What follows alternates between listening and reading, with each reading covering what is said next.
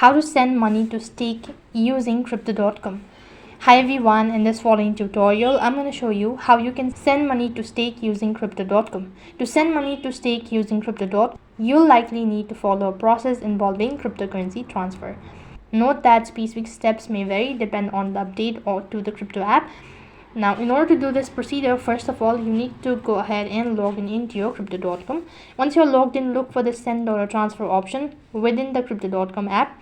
You need to select the cryptocurrency you want to send to stake. Now, make sure you have a necessary balance in your crypto wallet as well. After obtaining the cryptocurrency deposit address from the stake account, now enter in or paste in the address where you actually be sending the funds.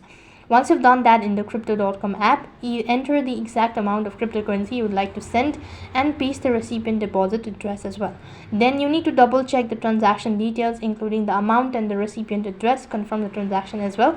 Now, depending on the security settings, you may need to complete additional verification steps such as entering a two-factor authentication code.